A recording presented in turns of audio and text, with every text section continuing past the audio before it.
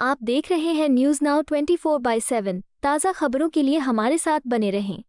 आम आदमी पार्टी की वरिष्ठ नेता आतिशी ने गोवा में कथित ईडी कार्रवाई को लेकर भारतीय जनता पार्टी पर गंभीर आरोप लगाए।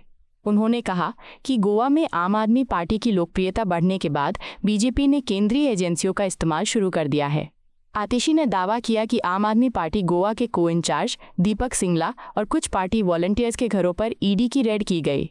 उन्होंने आरोप लगाया कि ये कार्रवाई केवल कानूनी प्रक्रिया नहीं बल्कि राजनीतिक दबाव बनाने की कोशिश है। आप नेता ने कहा कि बीजेपी विपक्षी दलों और उनके कार्यकर्ताओं को डराने के लिए जांच एजेंसियों का इस्तेमाल कर रही है। उन्होंने आरोप लगाया कि इन रेड्स का मकसद पार्टी के संगठनात्मक डेटा और रणनीतिक जानकारी तक पहुंच हासिल करना भी हो सकता है। आतिशी ने कहा कि आम आदमी पार्टी इस तरह की कार्रवाई से डरने वाली नहीं है और लोकतांत्रिक तरीके से जनता के बीच अपनी लड़ाई जारी रखेगी। उन्होंने दावा किया कि गोवा में जनता का समर्थन लगातार आतिशी के पक्ष में बढ़ रहा है, जिससे बीजेपी घबराई हुई है। उन्होंने कहा कि लोकतंत्र में राजनीतिक मुकाबला जनता के बीच होना चाहिए कि जांच एजेंसियों के जरिए विपक्षी दलों पर दबाव बनाकर। पूरे देश ने देखा कि किस तरह से बंगाल के चुनाव में बीजेपी ने टीएमसी के खिलाफ ईडी का प्रयोग किया। जो एजेंसी आईपैक टीएमसी को चुनाव लड़वा रही थी, उसने काम करने वालों को जेल भेज दिया। टीएमसी के सारे संगठन का डेटा ईडी के माध्यम से चुरा लिया गया। चुनाव से पहले चुनाव खत्म हुआ, सब लोगों को जेल से छोड़ दिया गया। और बंगाल के चुनाव के बाद अगला हमला पंजाब पर शुरू हुआ।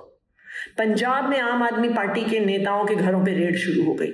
जो नेता बीजेपी में कूद गए, बीजेपी में भाग गए, उन पर कोई कार्रवाई नहीं हुई।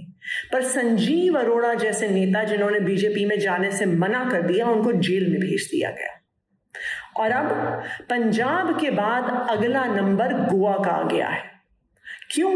क्योंकि बीजेपी को पता है कि गोवा में बीजेपी की सरकार से यहां के लोग नफरत करते हैं।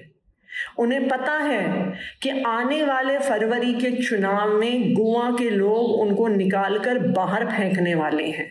और उनको दिख रहा है कि गोवा में आम आदमी पार्टी की लोकप्रियता बढ़ रही है, आम आदमी पार्टी का ग्राफ बढ़ रहा है।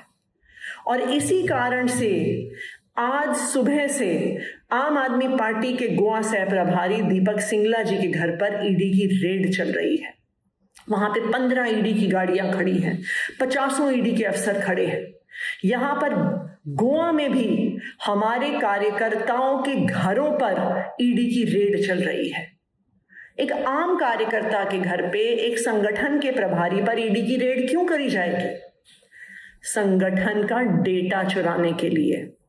जैसा ईडी ने पश्चिम बंगाल में टीएमसी के सारे संगठन का डेटा बीजेपी को दे दिया, आज वही कोशिश गोवा में की जा रही है कि आम आदमी पार्टी के संगठन का सारा डेटा चुराकर कि किस गांव में, किस पंचायत में, किस शहर में, किस म्युनिसिपैलिटी में आम आदमी पार्टी के कौन कौन कार्यकर्ता हैं, वो क्या क्या जिम्मेदारी संभाल रहे हैं, किस किस तरह से वोटरों से जुड़े हुए हैं, इस संगठन के डेटा को चुराने की कोशिश की जा रही है।